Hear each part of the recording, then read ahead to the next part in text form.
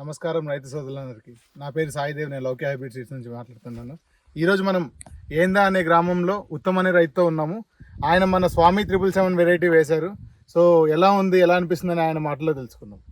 వస్తుంది ఆ సీడ్ కన్నా ఈ సీడ్ మంచిగా ఉన్నది జబర్దస్త్. కంకి ఎట్లుంది, మీరు ఏం వ్యవసాయ పద్ధతి ఎలా చేశారు, ఏం చేశారు? వ్యవసాయ పద్ధతి ఏమున్నది, ఇక ఫస్ట్ డిఏపి వేసినాం, మళ్ళా మందు కొట్టినాం, గడ్డి మందు, మళ్ళా పురుగు మందు కొట్టినాం, యూరియా వేసినాం, అంతేనా? అంతే. అదే తక్కువ ఖర్చుతో మీకు పంట ఎక్కువ వస్తుందని మీరు అనుకుంటున్నారా? ఖర్చు తక్కువనే అంతే.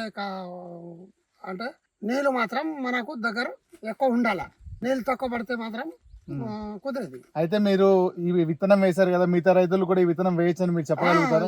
దిగుబడి మంచిగా వస్తుంది అంటారా? మంచిగా వస్తుంది. దిగుబడి ఎంతవరకు రావచ్చు మనకి?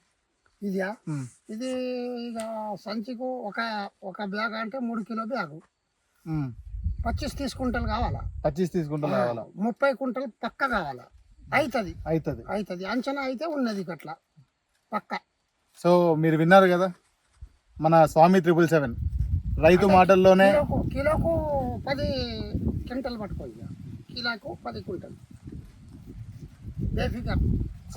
సో మీరు విన్నారు కదా, రైతు మాటల్లోనే స్వామి 777 వెరైటీ ఎలా ఉందంటే రైతు చాలా సంతోషంగా ఉన్నాడు. సో మీరు కూడా ఈ వెరైటీ తీసుకోండి, దగ్గర ఉన్న మీ విత్తనాల షాపుల్లో దొరుకుతుంది, తీసుకోవచ్చు.